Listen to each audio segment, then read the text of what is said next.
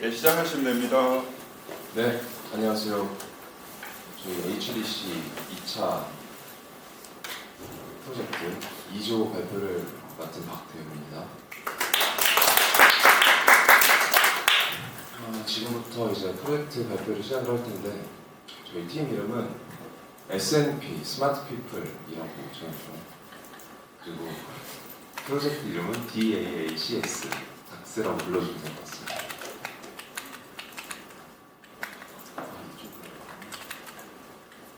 네, 그리고 저희는 지금 목차 발표 준비를 1번부터 10번까지 준비를 했는데 1번부터 5번까지는 제가 발표를 할 거고 6번부터 10번까지는 이제 규경 씨가 발표를 준비를 해주실 예정입니다.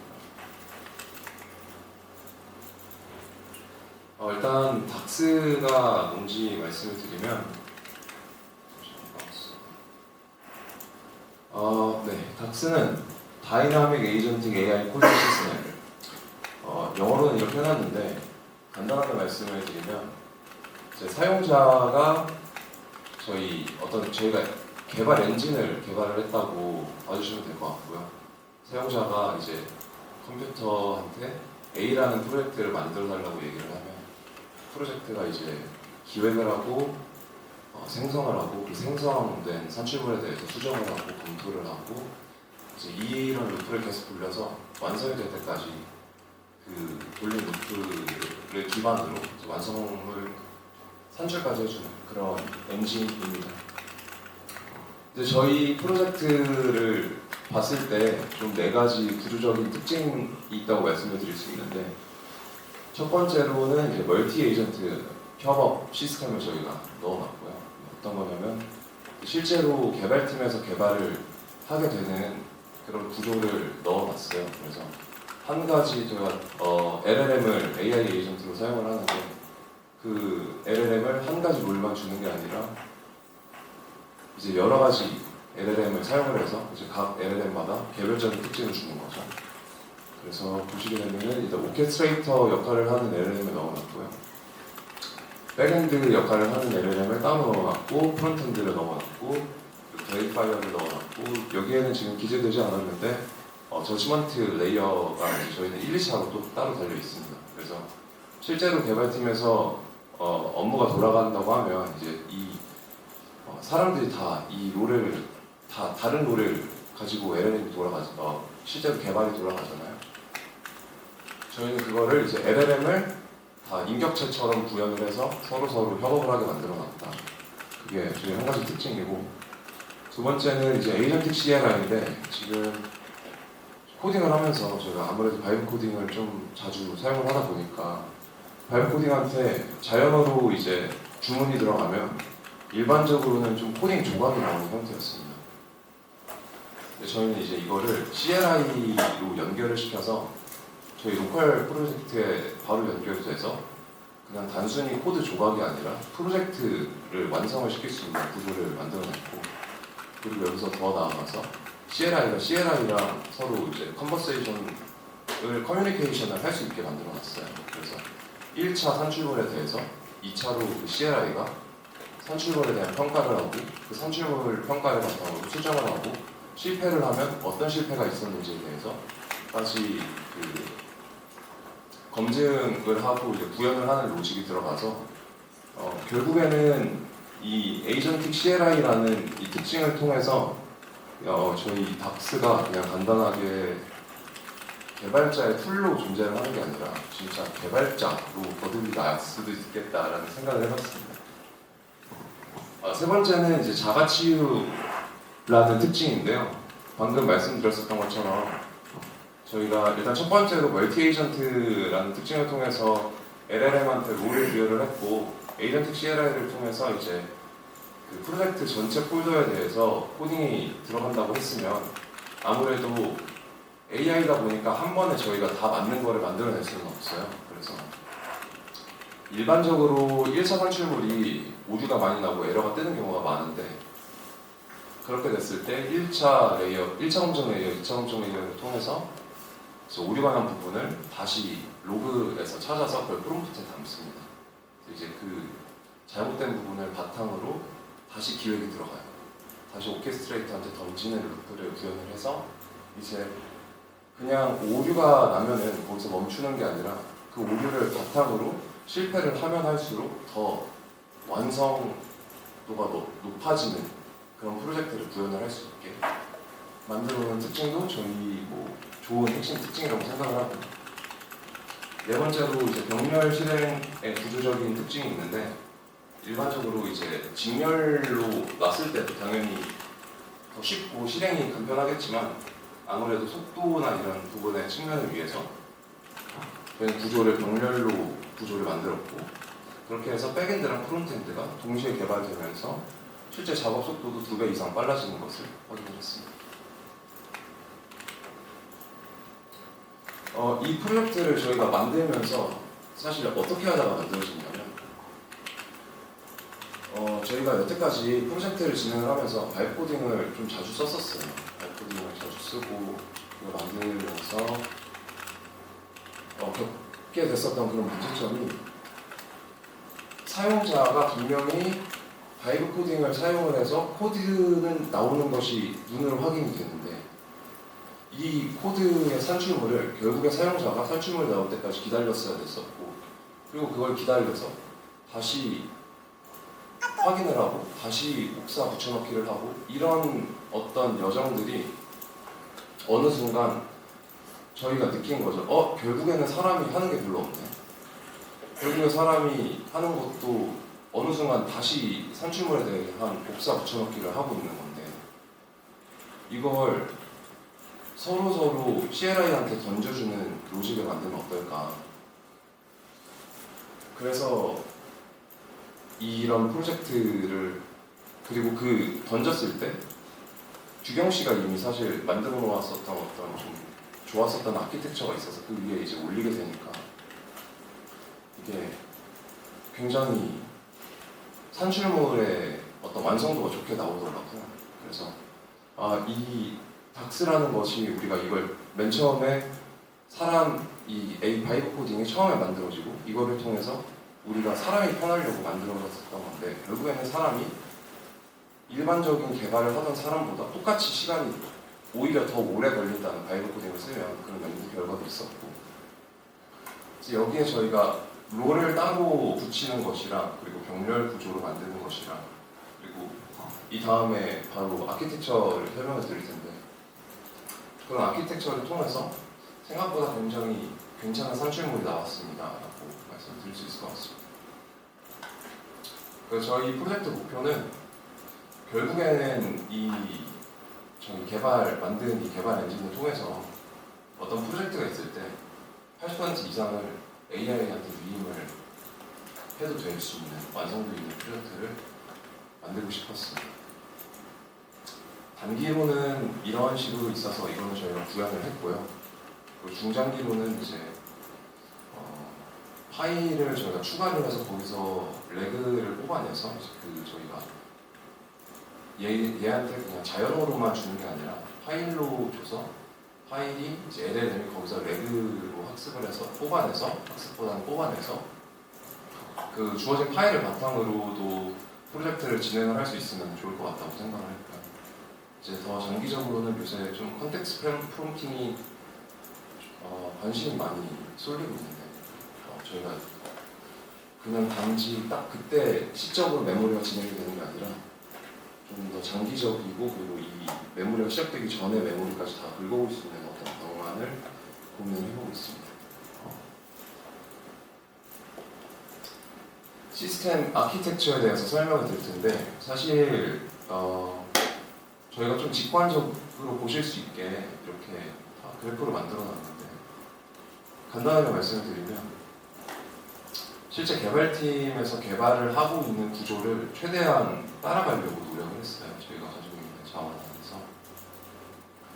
그래서 사용자가, 클라이언트가 이제 어떤 요구사항이 있었을 때 프로젝트에 대한 그 요구사항을 저희 오케스트레이터 플래닝이라고 하죠. 제가 잘 안 보여서 여기서 꼭 하겠습니다.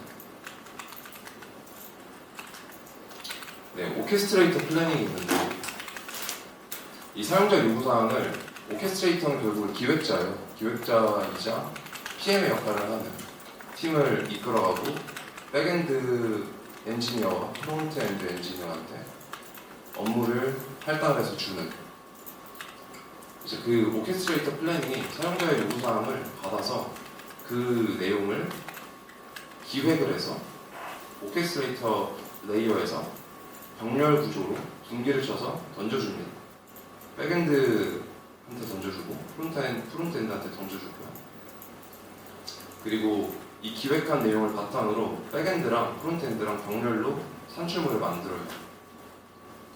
저희가 여기서 이 백엔드 베리파이어가 있고 프론트엔드 베리파이어가 있는데 1차 레이어, 1차 검증 레이어라고 봐주시면 될 것 같습니다. 이 1차 검증 레이어에서는 LLM이 들어가지는 않아요. 여기에 저희가 LLM을 넣지 않은 이유는 결국 모든 레이어에 LLM을 넣게 되면 그거는 자원의 낭비라고 할 수 있을 것 같아요. 그래서 모든 부분에 토큰은 사용을 하지 않고 필요한 부분에만 오케스트레이터, 백엔드, 프론트엔드 이 사이에만 LLM을 넣어서 구조가 돌아갈 수 있게 짰고요. 이제 마지막에 다시 2차 검증으로 오케스트레이터가 들어오는데 여기서도 똑같이 LLM이 들어와서 여기서 들어오는 이 LLM은 세컨 롤을 맡고 있는데 두 번째 롤은 이 산출물이 기획한 대로 잘 나왔나를 LLM 단계에서 검증을 하는 2차 레이어가 있습니다. 1차 검증 레이어랑 2차 검증 레이어가 다른 점은 1차 검증 레이어는 이 백엔드나 프론트엔드의 1차 산출물을 보고 좀 LLM이 필요 없는 영역에 탐지를 해요. 나중에 다시 말씀 자세히 드릴 건데 뭐 문법이 맞는지 아니면은 이제 이 오케스트레이터가 처음에 API 스펙 같은 걸 만들어서 던져주는데 결국은 병렬 구조이기 때문에 백엔드랑 프론트엔드가 서로 보면서 작업이 되는 게 아니거든요. 그래서 얘네가 만들어진 게 오케스트레이터에서 이제 만들어져서 야 너네 파이썬은 이걸 써 뭐 이렇게 하나하나 다 이제 정해서 던져줄 텐데 그런 것들이 다 잘 만들어졌는지 아니면은 이제 그 규칙 중에서 빈 파일은 없는지 만들어져 있어야 되는데 안 만들어진 건 없는지 만들어졌는데 덜 만들어진 건 없는지 간단한 검증을 저희 베리파이어로 1차를 합니다. 저희가 여기 보시면 여기에는 작은 네모가 있어요. 이렇게 이거는 서브그래프라고 볼 수 있는데 저희 전체적인 그래프는 제가 말씀을 안 드렸는데 랭 그래프를 통해서 아키텍처를 짰고요. 이 서브그래프는 또 이 안에서 루트를 돌게 저희가 기획을 했습니다. 전체적으로 이렇게도 크게 한 바퀴가 도는 거고 이렇게 안에서 작게 한 바퀴가 돌아요. 이 백엔드 코더가 산출물을 만들어냈고 그게 1차 검증을 통과를 하면 2차 검증으로 넘어가는 흐름이고 만약 1차 검증에서 통과를 못했다 그러면 다시 서브그래프에서 백엔드나 프론트엔드한테 다시 던집니다. 너 이거 잘못했으니까 다시 만들어. 저희가 이거는 지금 내부적으로는 하드코딩을 해서 2바퀴를 그렇게 만들어놨죠. 실패를 하는 경우. 그래서 여기서도 2바퀴를 돌았는데도 페일을 또 했다. 그러면은 리플레이닝 단계로 바로 넘어가게 되고 그리고 통과를 했으면 2차 검증을 통해서 가겠죠. 2차 검증에서는 이제 LLM이 들어오는 검증인데 LLM이 들어와서 맨 처음에 초기에 기획을 했었던 대로 얘네들이 다 잘 만들었나 그리고 여기서는 좀 시멘틱한 검증 절차가 들어가요. 의미적인 검증이라고 할 수 있을 것 같은데 문법적으로 다 맞는지 뭐 자바 문법은 다 따랐는지 파이썬 문법을 다 따랐는지에 대해서 1차로 검증을 통과를 했다면 2차로는 문법적으로는 통과를 하더라도 좀 필드 값이 좀 다를 수가 있잖아요. 예를 들어서 뭐 백엔드에서는 인티저로 만들었는데 프론트엔드에서는 그걸 스트링으로 만든 거죠. 그럼 그거는 문법적으로는 문제가 되지 않는데 결국에는 서로 안 붙는 문제가 생길 수 있으니까 이제 그런 시멘틱한 레벨까지 이 오케스트레이터 저지먼트에서 검증을 합니다. 2차에서 통과를 하면 이제 그 다음 산출물이 나왔기 때문에 여기 사용자한테 딜리버가 되는 거고요. 만약 여기에서 틀렸다, 페일했다고 하면 아까 말씀드린 것처럼 다시 리플레닝 단계로 넘어갑니다. 그래서 이거는 전체적인 큰 루프를 돈다고 보시면 될 것 같고 이 2차 문제에서 틀렸을 때 리플래닝에서 들어가서 이 리플래닝은 저희가 PY를 따로 빼놨지만 이 오케스트레이터가 인포트를 하는 부분이에요. 그래서 페일을 하게 되면 오케스트레이터한테 다시 던져서 오케스트레이터가 실패한 로그를 받아서 그 내용을 포함을 해서 다시 플랜을 하게 됩니다. 이런 부분이 틀렸으니까 이거를 다시 기획을 해야겠다. 다시 돌아가는 겁니다. 다시 저희가 먼저 드렸었던 그 구조대로 다시 돌아가는 거고요. 그래서 이 서브그래프에서 다시 두 바퀴를 최대 돌릴 수 있게 되고 바로 통과가 되면 또 다시 2차로 넘어가고 저희는 다시 말씀드리지만 서브그래프는 두 바퀴를 돌게 설계를 해놨고요. 전체 루프는 최대 10바퀴까지 돌 수 있게 설계를 해놨습니다. 제가 마우스를 제 컴퓨터 안에서 돌리고 있었네요. 이제 폴더 구조 및 파일 역할에 대해서 설명을 드릴 텐데 이게 저희 백엔드에서 가장 중요한 역할을 하는 11개의 파일을 모아봤어요. 이제 간단하게 주석은 처리를 했는데 사실 이 주석을 읽는다고 하더라도 바로 이해를 하기 어려우니까 제가 설명을 드리려고 합니다. 저희는 이 폴더 구조에서 4가지의 레이어로 나뉘었다고 간단하게 말씀을 드릴 수 있을 것 같고 첫 번째는 서버 레이어입니다. 이 3가지 파일은 서버를 담당을 하고 있고 두 번째는 그래프 레이어인데 이 그래프 레이어가 결국에는 저희 그 닥스 프로젝트의 두뇌 같은 역할을 해요. 세 번째는 이제 LLM 레이어인데 그래프에서 만들어진 그래프에서 사용을 하고 있는 오케스트레이터나 아니면 백엔드나 아니면 프론트엔드가 LLM을 사용을 하게 될 때 결국에는 항상 얘네는 LLM 로직이 결국에는 들어가거든요. 그럴 때 LLM 안에 레이어에 있는 이 CLI 익스큐터를 통해서 얘네를 통해서 이제 CLI를 부르거나 플러그인에 있는 그런 LLM을 호출을 하거나 하는 서빙을 도와주는 그런 레이어입니다. 그리고 이게 이제 모델 레이어인데 이게 굉장히 중요해요. state.py라고 저희가 파일명을 지어놨는데 랭그래프에서 그 스테이트 그래프라고도 해요. 이 안에 있으니까. 그 그래프에서 병렬 처리를 저희가 했다고 아까 말씀을 드렸었잖아요. 근데 병렬 처리를 하게 되면 문제가 어떤 게 있냐면 프론트엔드의 산출물이랑 백엔드의 산출물이 섞일 수가 있어요. 동시에 만들어 버리니까. 로그도 계속 동시에 시키니까 이 로그가 프론트엔드 로그인지 백엔드 로그인지 이런 게 정리가 하나도 안 되는 거죠. 그러면은 병렬 구조를 쓸 수가 없겠죠. 이 산출물들이 다 섞여버리니까.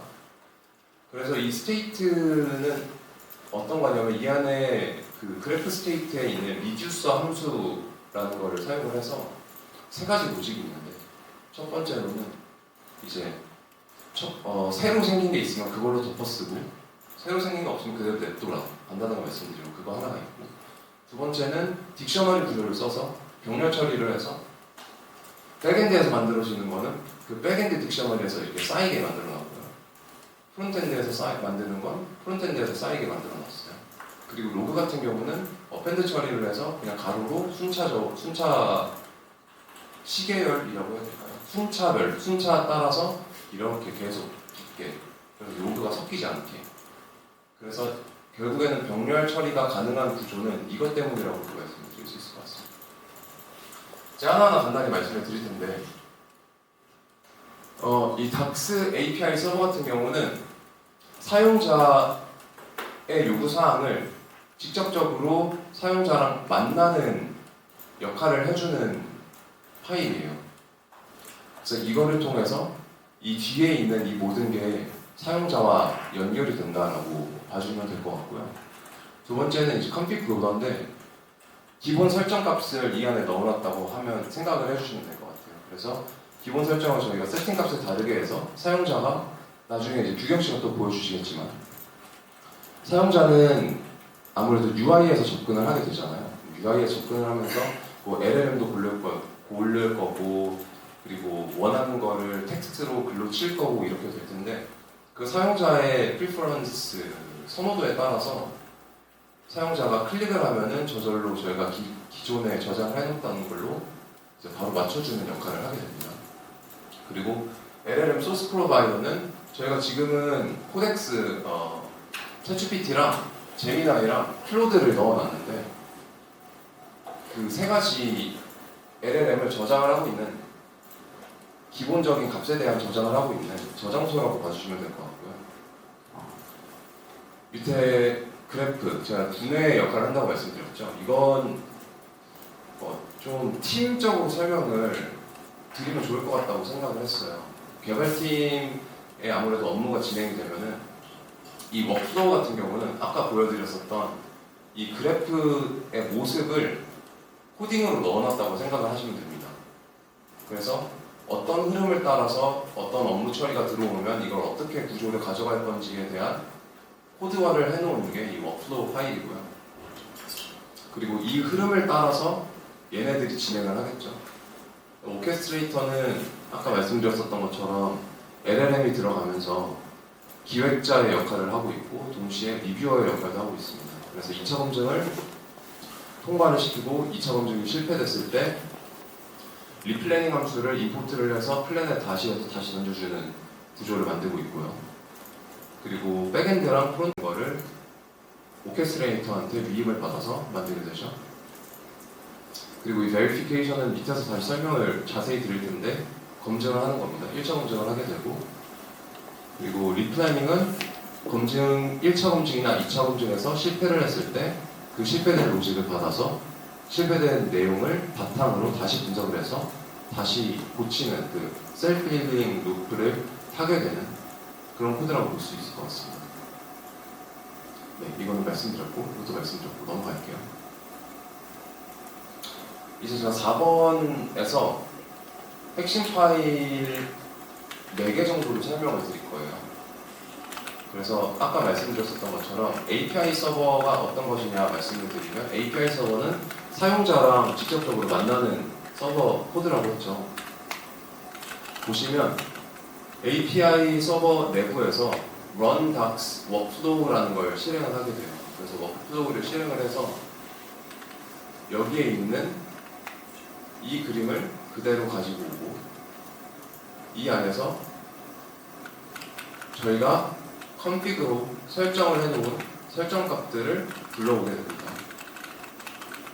불러와서 이 컨피그에 저장된 대로 CLI가 매핑이 되어 있고 이 컨피그에 저장된 대로 사용자가 백엔드는 뭐 코덱스를 할래, 프론트엔드는 제미나이를 쓸래 이렇게 하면은 거기에 대해서 연결을 시켜주는 127에서 306 정도 라인 사이에 있는데 그거를 가지고 와봤고요. 그리고 그거를 사용자의 언어를 받아서 그거를 컴파일을 시켜서 컴퓨터 저희 다른 그래프 두뇌들이 이해를 할 수 있게 만들어서 던져줍니다. 두 번째로는 이제 LLM 소스 프로바이더에 대한 내용을 가지고 와봤는데요. 이거는 저희가 첫 번째로는 이 LLM의 소스들을 다 여기에 넣어놨다고 했잖아요. 첫 번째로는 저희가 CLI에서 코드를 보시게 되면은 이제 LLM을 호출을 할 때 CLI 소스를 가장 먼저 가지고 오게 만들었고요. 그래서 CLI 제미나이, CLI 클로드, CLI 챗GPT, 코덱스 CLI를 먼저 가지고 오고 여기에서 만약 펄백이 일어났으면 실패한 겁니다.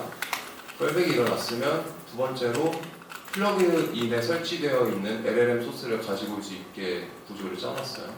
이거는 그냥 저희 테스트할 때 못 테스트한 거라서 신경 안 쓰셔도 되고 그래서 1차가 만약 에러가 있거나 토큰이 다 됐거나 이렇게 하더라도 두 번째로 LLM 플러그인에 연결된 IDE에 설치된 LLM을 가지고 와서 쓸 수 있게 구조를 짜놨고요. 세 번째는 아까 말씀드렸었던 1차 검증 이 verification, first verification layer에 대해서 설명을 드릴 텐데 이게 결국에 하는 게 뭐냐 여기 있는 것들을 검수를 해요. 그리고 이거는 LLM이 필요가 없습니다. 그래서 LLM을 안 넣었어요. 1차 검증 어떤 걸 확인을 하냐 첫 번째 파일이 제대로 있어야 될 파일이 있는지 저희가 그 컴퓨터 레이어나 그 워크플로우에 보시면 백엔드에서는 이런 파일이 나와야 되고 이런 파일이 없어야 되고 프론트엔드에서는 이런 파일이 있어야 되고 프론트엔드 뭐 이런 파일이 없어야 되고 이런 것들을 다 규정을 해놨거든요. 왜냐면 프론트엔드랑 백엔드한테 결국엔 롤을 줬는데 얘네들이 서로를 마주보고 작업을 하는 게 아닌 병렬 구조로 가다 보니까 같은 파일을 만들어 버릴 수도 있잖아요. 그래서 오케스트레이터에서 얘네한테 줍니다. 야 너는 예를 들어서 백엔드한테는 MD 파일을 만들지 말라고 해요. 그런 건 프론트엔드나 오케스트레이터 간에서만 기획이 될 수 있고 그래서 파일들이 붙이지 않게. 그래서 이제 얘가 이 가산출물을 확인을 했으면 이 베리피케이션에서 검수를 하는 거죠. 야 있을 파일이 다 있는지, 빈 파일이 있어야 되는데 빈 파일은 없는지, 그리고 파일이 덜 만들어진 건 없는지, 문법은 다 맞는지, 자바스크립트 문법은 다 맞는지, API 스펙을 API는 다 들어가 있는지 이런 것들을 확인을 합니다. 그리고 백엔드 산출물에 대한 검수와 프론트엔드 산출물에 대한 검수를 하는 내용이 다 달라요. 이제 1차 검수랑 2차 검수를 통과를 하면 클라이언트 사용자한테 완성물이 넘어갈 텐데 거기서 이제 실패를 하면은 다시 기획을 하기 전에 리플래닝 한테 던지죠. 어떤 걸 실패를 했는지.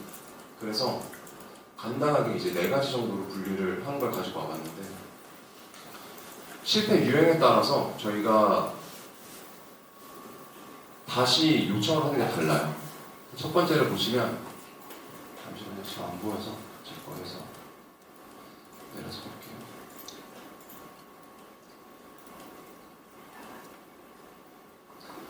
네, 보시면은 첫 번째로는 permission denied라고 나오죠.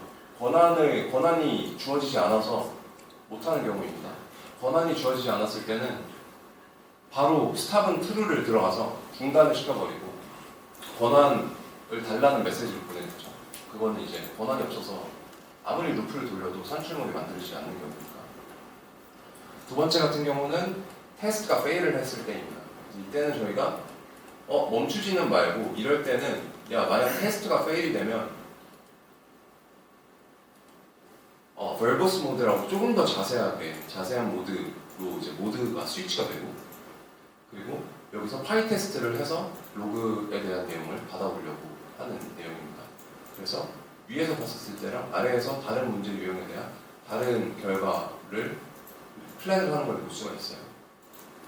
그리고 빌드가 페일을 했을 때도 다른 플랜을 하고 네 번째로 코드를 만들어내는 것 자체를 페일을 했을 때도 다른 결과값을 도출을 해내는 이제 그래서 저희가 이 리플래닝에서는 다른 실패 유형에 따라서 복구 전략이 각각 다르다를 보여드리고 싶었습니다.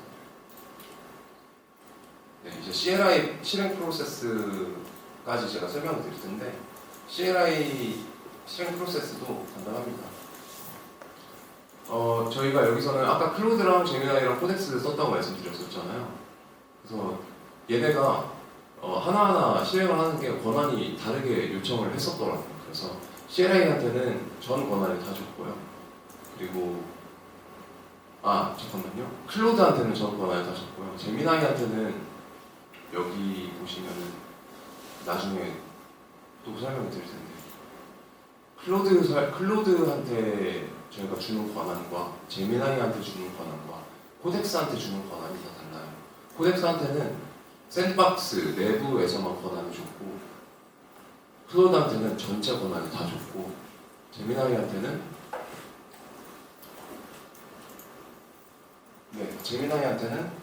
이 아래에서 설명드리겠습니다. 제미나이한테는 무료 티어용 권한을 줬는데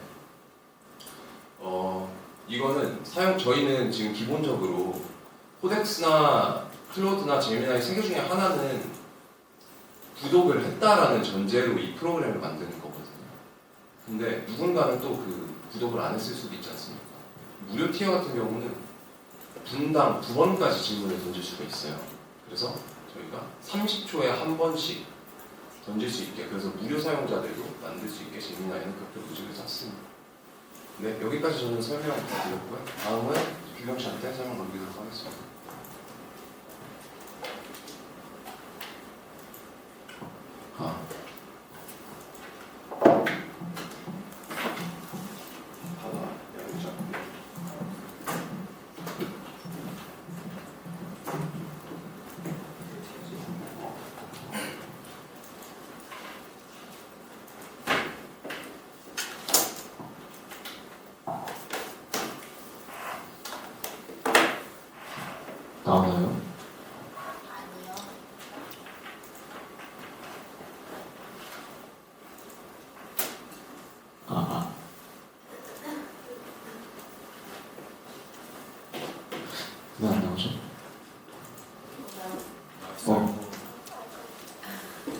예, 얘가 그 SP입니다. 스마트 피플. 네, 그리고 제가 발표를 맡게 된 랭그래프 구조를 이제 설명을 드릴게요. 랭그래프 핵심 개념 중에서 가장 중요하게 볼 만한 부분은 스테이트, 그다음에 노드, 그다음에 엣지 이렇게 있는데, 이건 사실 코드를 보기보다 그냥 제가 칠판에다가 그래프 구조를 그리면서 하나씩 설명을 좀 드릴게요. 저희가 일단 처음에 제가 설정을 했을 때 맨 처음 노드가 하나가 있습니다. 여기 오케스트레이터가 있고요. 그 다음에 얘가 이제 밑으로 쏴요. 두 개로 이렇게. 여기서 플랜을 세우죠. 플랜을 세우고 여기 밑에 이렇게 하나의 그래프, 하나의 그래프가 있어요. 여기는 이것도 제가 엣지를 좀 해야 되는데, 여기는 점선이고요. 여기 안에도 아까 말씀드렸다시피 여기도 하나의 그래프라고 그랬죠. 그래프니까 여기 안에도 노드가 있어요. 아까 보셨겠지만 여기도 코더가 있고, 여기도 코더가 있고, 여기에 또 노드 하나, 베리피케이션 하나가 이렇게 있는데, 여기는 실선으로 연결되어 있어요. 그런 다음에 이제 또 마지막 노드, 저치먼트 노드가 있는데, 여기도 실선으로 연결되어 있고, 이렇게 점선으로 하나 더 연결되어 있어요. 실선이랑 점선의 차이점이, 실선으로 되어 있으면 이 노드에서 반드시 이 노드로 가야 된다는 소리예요. 그러니까 여기서 바로 얘는 무조건 코드에서 코드를 했으면 검증을 해야 된다는 소리고, 여기서도 이 검증이 끝났으면 여기로 보내야 된다는 소리인 거죠. 근데 여기가 왜 점선이냐면, 처음 사용자가 요청을 만일 계산기 앱을 만들어줘 라고 했으면 사실 그거는 백엔드가 필요가 없잖아요. 그냥 HTML만 있으면 계산기를 만들 수 있으니까, 그걸 판단해서 이제 백엔드는 false고 프론트는 true니까 얘는 사용하지 말고 얘만 사용해 라고 보내요. 그러면 이제 여기서 얘는 안 돌아가겠죠? 그 루프 단에는. 그렇게 해서 이렇게 돌아가는 거고, 여기도 점선인 이유는 여기에 이제 딜리버가 되는 거랑 이거기 때문에 점선 실선인 거예요. 네, 일단 이렇게 구조를 설명을 드렸고요. 밑에, 이거 6번은 그냥 같은 내용이라 굳이 안 봐도 될 것 같고요. 네, 이제 좀 다스 스테이터스라는 거에 대해서 이제 설명을 드릴 텐데, 이거는 코드를 보면서 설명을 드릴게요. 다스 스테이터스는 이게 저희 그래프 구조에서 그냥 모든 걸 담당한다 보시면 돼요. 각 노드에 어떤 걸 전달할지, 각 노드에서 어떤 내용을 합쳐서 전달할지, 어떤 내용을 빼서 전달할지, 그런 걸 다 본다고 보시면 됩니다. 여기 보면 얘가 제일 사실 중요한 친구인데, 병렬 실행을 할 때 사실 값을 그러니까 두 개의 프로세스가 돌아가는 거잖아요. 두 개의 프로세스가 값을 하나의 노드로 주려고 할 때 이게 충돌이 발생할 수 있단 말이죠. 근데 보통은 어떻게 되냐면, 먼저 들어온 놈을 지우고 새로 들어온 값만 사용을 해요. 그러면 사실 그게 병렬 실행에 대한 의미가 없잖아요. 그래서 여기서 이제 리듀스 함수를 사용해서, 여기 보시면 딕셔너리 병합이 있습니다. 이게 어떤 느낌이냐면, 이거는 간단하게 하면, 여기서 하나 로그를 보내요. 그럼 여기로 넘어갔죠?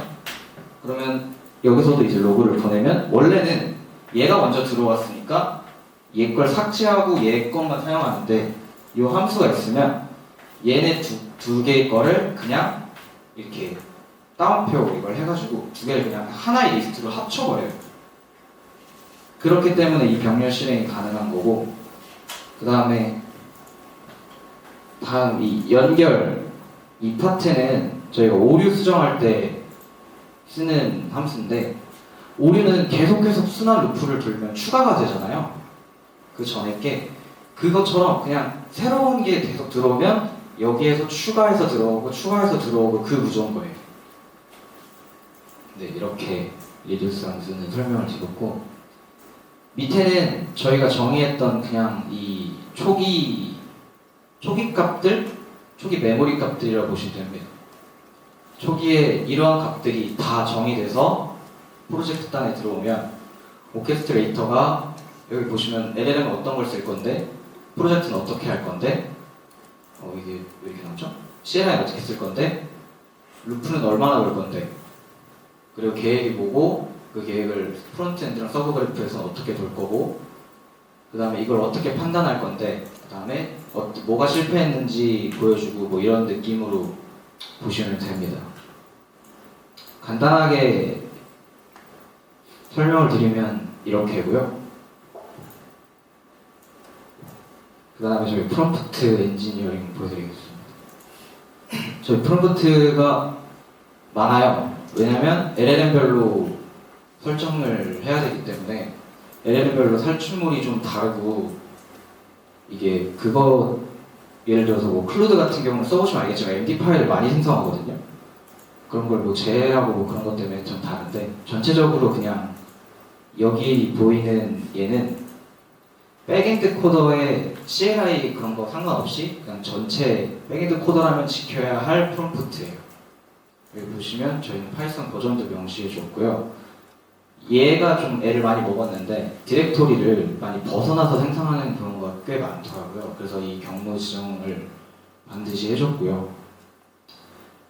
그 다음에 밑에 여기 보시면 아까 얘기했던 것처럼 LLM별로 이렇게 나눠져 있습니다. 클로드 같은 경우는 MD 파일 생성 금지가 있죠.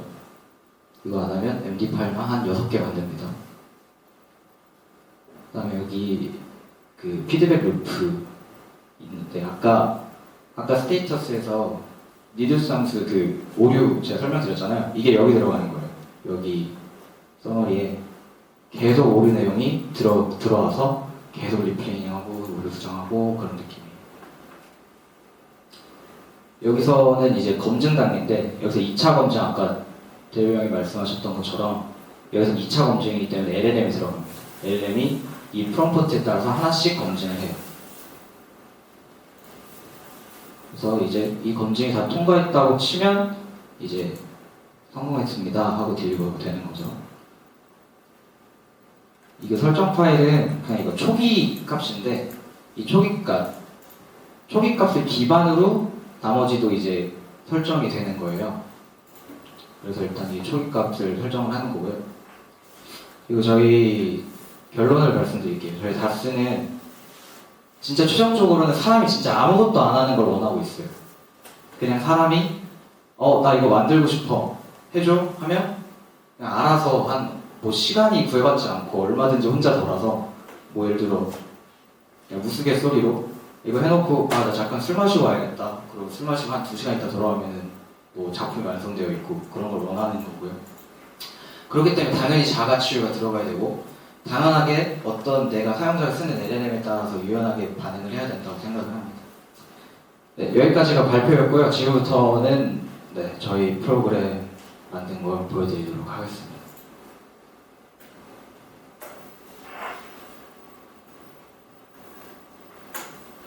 이거는 하는 동안 Q&A까지 그냥 같이 받을게요.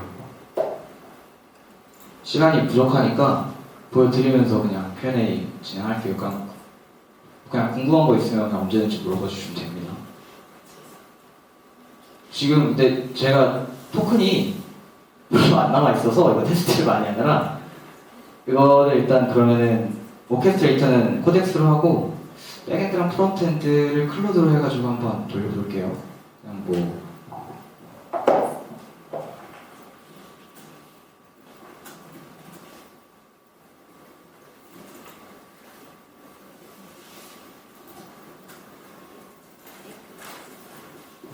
뭐 일단 이렇게 빨리 되게 위해서 이렇게 해주면 저희 UI가 이렇게 나옵니다. 여기가 나오고, 여기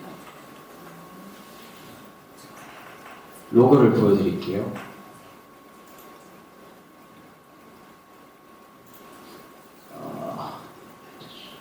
이거 덴브 설정을 안 했네요, 제가.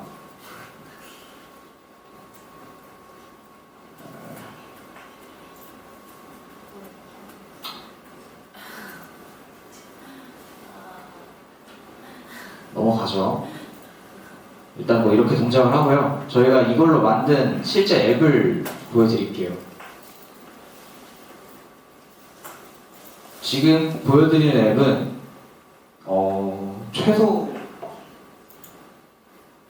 한 20분 정도 얘가 스스로 돌아서 만든 앱입니다. 일단 기본적으로 이런 간단한 커뮤니티 웹사이트 같은 경우도 만들어줘요. 저는 이걸 뭐라고 해줬냐면 그냥 진짜 단순하게 조기 축구 팀을 위한 커뮤니티를 만들어줘라고 했을 때 얘가 이렇게 만들어준 거고요. 여기 보시면 로그인도 가능합니다.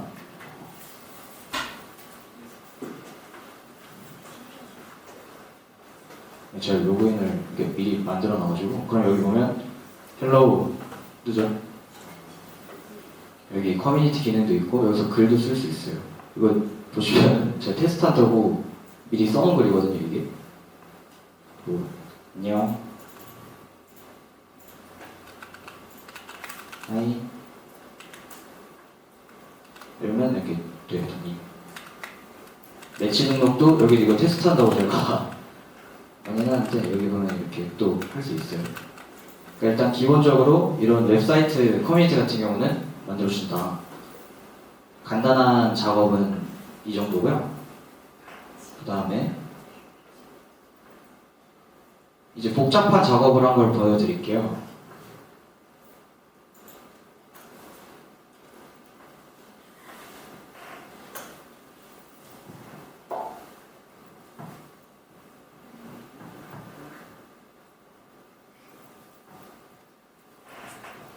빗버너라는 혹시 게임 아시나요? 겁니다. 여기서 보시면 뭐 뱅크 어카운트 뭐 이런 것도 있고 여기 보면은 대시보드도 있죠. 크리에이티브 뉴스크립트 해볼까요? 예. 세이브 뭔지 몰라요. 저도 세이브 하면 세이브가 석세스 됐대요. 그러면 대시보드 가볼까요? 여기 있네요. 에디트 여기서도 수정이 또 됩니다. 뭐 버전 2 에디트도 볼까요? 수정이 됐나? 수정이 됐죠? 여기서 또 아까 했던 걸 지울 수 있어요. 이렇게 스크린 네, 지울게요. 여기도 로그인 기능이 있는데 이건 제가 미리 로그인을 해놨었고요. 얘가 저희가 만들고 나서 가장 놀랐던 건 사실 얘가 DB도 설계해줍니다. 로컬 DB이긴 하지만 SQL에 연결된 그건 아니긴 하지만 DB까지 설계가 되고요. 얘가 만들었던 앱 폴더를 잠깐 보여드리면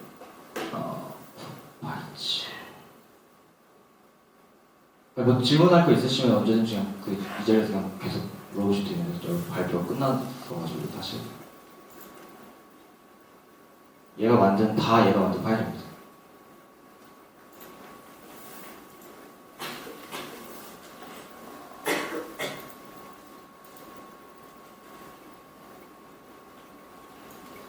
명령어 딱 한 줄 쳤을 때 나오는 결과물입니다. 지금 사실 쟤네는 지금 너무 수정할 게 많이 보이고 여기 보시면 git ignore 만들었네요. 수정할 게 많이 지금 가장 현재 좀 수정해야 될 부분이 아무래도 LLM 기반이다 보니까 정확하게 판단을 뭐라 해야 되지? 저지먼트나 그런 데서 명확하게 판단 기준을 좀 잡아줄 필요성이 있다라고 또 느끼고 있거든요. 그런 부분이 아직 좀 미흡한 것 같기도 하고 네, 아무튼 그렇습니다. 네, 저희 발표는 여기까지 하겠습니다. 감사합니다. 궁금한 거 있어요. 네. 잘 하셨는데 네. 어쨌든 지금 도메인이나 이 사용함에 있어서 뭘 만들어 달라고 할 때 도메인이나 이런 건 제약사항은 없는 거죠. 그렇죠. 도메인의 제약사항은 없습니다. 그리고 평가를 할 때는 뭐 LMM을 쓰기도 하지만 2차에서는 1차에서는 템플릿 넣은 거 가지고 평가를 1차적으로 하고 2차는 LMM한테 물어본다고 보면 돼요. 완성된 거를. 그쵸. 그런 구조가 여기서 보시면 얘는 그냥 함수를 줬어요. 함수를 줘서 여기 파일이 있는지 아까 보시면 아시겠지만 파일이 있는지 파일이 뭐 몇 개 생성됐는지 기본적으로 있어야 될 파일이 있는지 뭐 등등등등을 함수로 줘서 그냥 얘가 이렇게 파일을 보냈으니까 미리 디렉토리 안에서 함수가 돌아가서 이 결과를 이제 여기 보냅니다. 그럼 제가 이 얘기를 했던 이유는 뭐냐면은 네. 만약에 이거를 다른 도메인, 네. 그러니까 웹사이트나 이런 건 잘 되는 것 같은데 예를 들어 게임이라든지 의료 네. 쪽이라든지 이런 거는 그 밸리데이션하는 프롬프트를 좀 더 추가해 준다거나 뭔가 애드온을 하면은 그쪽으로 좀 더 좋은 성능을 발휘할까요?